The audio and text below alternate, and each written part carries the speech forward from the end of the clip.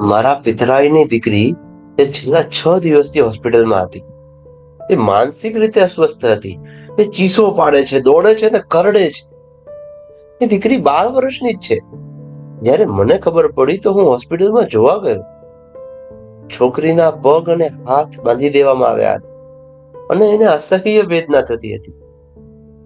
જ્યારે હું ડોક્ટરને મળ્યો ત્યારે એમણે કહ્યું કે તેને હિસ્ટેરિયા છે.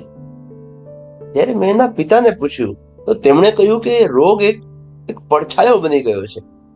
માતાએ કહ્યું કે એના પર એના કાકાએ કાળો જાદુ કરી દીધો છે.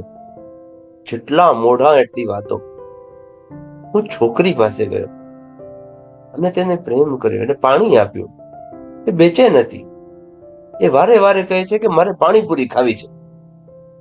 ડોક્ટર સાહેબે એમને બજારમાંથી કંઈ પણ લાવી આપવાની મનાઈ ફરમાવી હતી.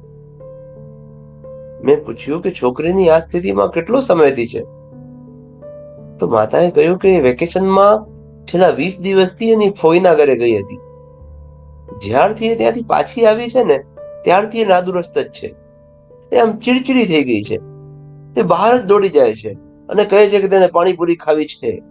પણ જ્યારે એને લાવી આપીએ છીએ ત્યારે તેને પસંદ નથી અને ફેંકી દે છે. ચીસો પાડે છે અને દોડે છે. મેં છોકરીને ખાનગીમાં વાત કરવાની પરવાનગી માંગી, જે મને મળી. મેં છોકરીના હાથ પગ ખોલીને હું ટેરેસ પર લઈ ગયો. એને પાણી આપ્યું. મેં દીકરીને કહ્યું કે તું મને મારો મિત્ર માન. હું સોગંદ લઉં છું કે આપણી વચ્ચે જે પણ કોઈ વાત થશે ને તે આપણા વચ્ચે જ રહેશે. જ્યારે છોકરીને થોડી હૈયાધારણા મળી ને ત્યારે એને કહેવાનું શરૂ કર્યું, તમે તમારી માતાના સોગંદ આપો કે તમે કોઈને કહેશો નહીં. એ કહેવા લાગી કે ફોઈના ફળિયામાં એક ગોલગપ્પા વાળો છે. એના ગોલગપ્પા એને બહુ જ પસંદ છે. મારા પિતરાઈ ભાઈ અને હું બંને ખાવા જતા હતા. જ્યારથી હું ત્યાંથી પાછી આવીને મારું હૃદય ખૂબ જ બેચેન છે અને આમ મારા શરીરમાં કંઈક સળગી રહ્યું છે અને મને બેચેની જેવું લાગે છે.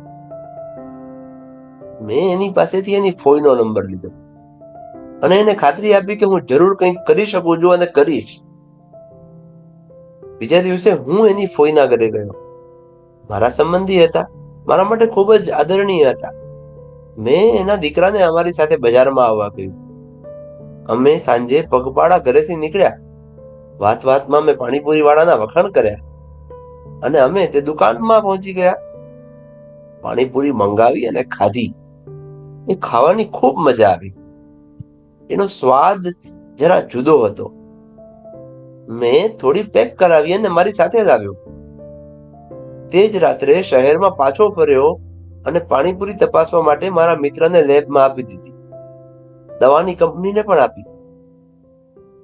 બીજા દિવસે જ્યારે રિપોર્ટ આવ્યો ને ત્યારે હું માથું પકડીને બેઠો.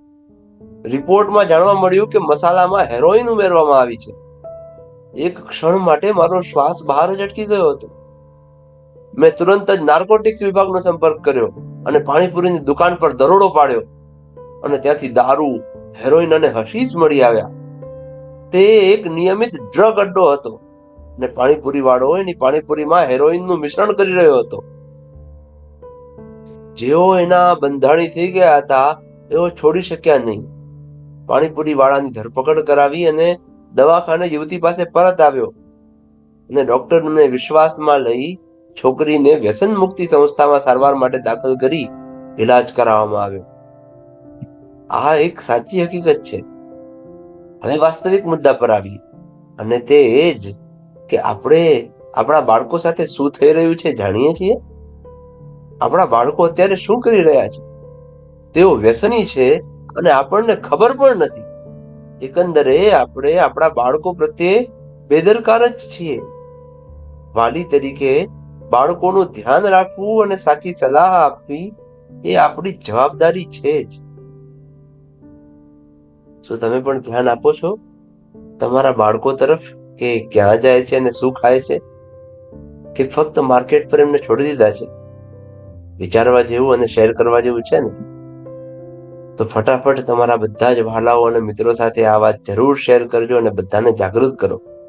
અને હા, વિડીયોને લાઈક કરી ચેનલને સબસ્ક્રાઇબ કરવાનું ભૂલશો નહીં. ધન્યવાદ. જય શ્રી કૃષ્ણ.